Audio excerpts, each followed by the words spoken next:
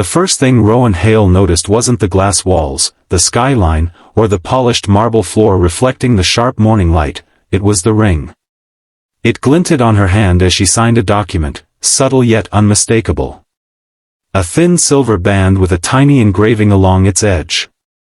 His breath caught so hard it felt like something inside him had cracked open after years of being sealed shut. Because he knew that ring. He had placed it on her finger himself, years ago, under a flickering streetlight, with nothing but a promise and a future neither of them could afford. And now, she was the CEO. And he was standing in her office, a single father asking for a job. If you believe in kindness, second chances, and the idea that life sometimes brings people back together when they least expect it, take a moment to like, comment, share, and subscribe to the channel. Echoes the Stories. You never know who might need a story like this today. Rowan stood frozen near the doorway, clutching a worn leather folder that held his resume, creased, smudged, and far less impressive than the room he stood in. His boots were clean but old, his shirt carefully pressed but faded. Behind him, the assistant quietly shut the door, leaving him alone with the woman he once thought he would marry. Sable Virelli. She hadn't looked up yet, still focused on the paperwork in front of her, but Rowan couldn't look away. Time had refined her, not erased her. Her dark hair was pinned neatly, her posture confident, her presence commanding in a way that made the room feel smaller around her. But it was that ring that held him captive, the small, delicate promise ring he had given her when they had nothing. When she finally lifted her gaze, it didn't take long for recognition to bloom across her face. It wasn't immediate shock. It was slower, deeper, like something long buried surfacing through layers of memory. The silence stretched. Rowan felt his throat tighten. He had rehearsed this moment, imagined it going 100 different ways. None of them had prepared him for this. Sable leaned back slightly, her eyes studying him, not cold, not warm, just searching. Years passed between them in that single look. And then, almost imperceptibly, her fingers brushed the ring. The gesture hit him harder than anything she could have said. Because that ring wasn't supposed to still exist. Not after the way things ended. Not after he left. Back then, Rowan hadn't been the kind of man who walked away lightly. But life doesn't always give you a choice that feels right, it just gives you one that feels less impossible. They had been young, too young to understand how cruel the world could be. He had been working 2 jobs, barely making enough to support himself, let alone build a future. She had dreams, big ones, of business, of leadership, of building something meaningful. He loved her for that fire, even when it scared him. And then came the news that changed everything. The responsibility he hadn't planned for. The child he couldn't ignore.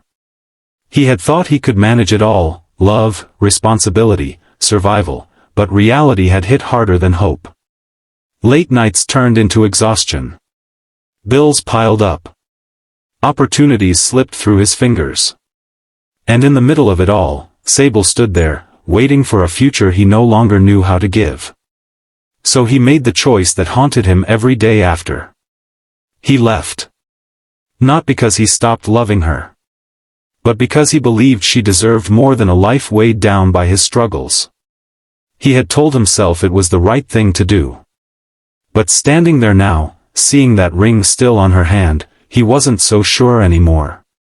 The years since then hadn't been kind or easy. Rowan's life had narrowed into something simple and relentless: wake up, work, take care of his daughter, repeat. There had been no room for dreams, no space for what-ifs. Only survival. Only responsibility. His daughter, Leora, had been the light that kept him going.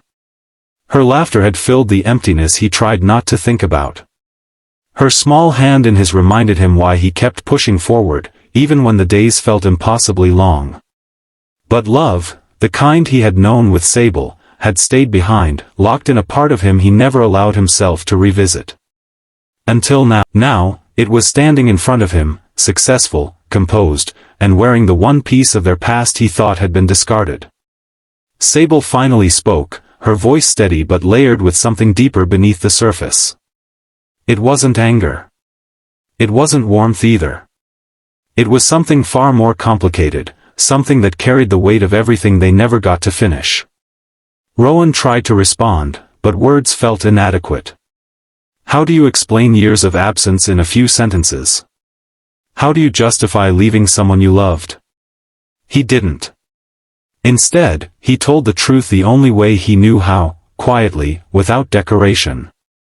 He needed the job. Not for himself. For his daughter. That part, at least, was simple. Sable listened, her expression unreadable. But something shifted when he mentioned Leora. It was subtle, but Rowan saw it, a flicker of something human beneath the polished exterior.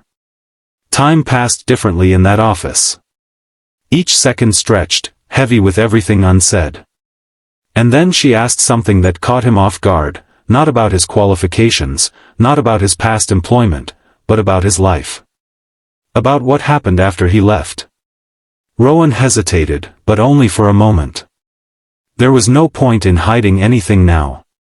He spoke of the struggles, the sleepless nights, the sacrifices. He didn't paint himself as a hero. He didn't ask for sympathy. He simply told her what life had been. And for the first time since he walked in, Sable's composure cracked, just slightly. Because the story he told wasn't one of failure. It was one of endurance. Something about that seemed to reach her. The interview didn't end the way Rowan expected. There was no dramatic decision, no immediate answer. Just a quiet acknowledgement, a promise that she would consider it. But as he turned to leave, something stopped him. The ring. He couldn't walk away again without saying something about it. So he asked. Not accusing, not expecting, just asking why she still wore it.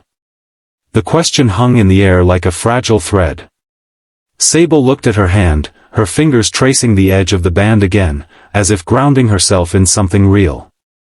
And when she spoke, her voice carried a softness that hadn't been there before. Because some promises, she said, don't end just because people do. Rowan left that office with more questions than answers. But something had changed. For the first time in years, the past didn't feel like something buried, it felt unfinished. Days passed slowly after that. Rowan returned to his routine, but his mind wasn't fully there. He found himself watching Leora more closely, noticing the way her laughter filled the small apartment, the way she trusted him completely. He had built a life for her out of very little. But now he couldn't stop wondering if it could be more. Then the call came. Short. Simple. Direct. He got the job. It wasn't just any position, it was an opportunity far beyond what he had expected. The kind of chance that could change everything. When Rowan stepped into that office again, it felt different this time. Not because the space had changed, but because something between them had. Sable was still composed, still professional. But there was an openness now, a quiet willingness to let the past exist without pretending it hadn't happened. Their interactions remained formal at first. Carefully measured. Respectful. But time has a way of softening even the sharpest edges. Small conversations turned into longer ones. Work discussions drifted into shared memories. And slowly, cautiously, they began to understand each other again, not as who they were, but as who they had become. Rowan saw the weight Sable carried behind her success, the sacrifices, the loneliness that came with building something so large. And Sable saw the strength in Rowan's quiet resilience, the kind that doesn't seek recognition but exists because it has no other choice. And then, one afternoon, everything shifted. Leora visited the office. She wasn't supposed to. It was just a quick stop, a moment between Rowan's responsibilities. But moments like that tend to matter more than we realize. Sable met her. And something about that meeting changed everything. Because Leora had Rowan's eyes, but she had Sable's spirit. Bright. curious, unafraid. Watching them together, Rowan felt something he hadn't allowed himself to feel in years: possibility. Not the naive kind they once had, but something deeper. Something earned. Near the end of this story, if you felt even a small part of what Rowan and Sable went through, take a moment to like, comment, and share. Stories like this remind us that life doesn't always end where we think it does. Special request: comment below, second chances are real, if you believe people can find their way back to what truly matters. The past didn't disappear for them. It never does. But instead of letting it define them, they chose to understand it.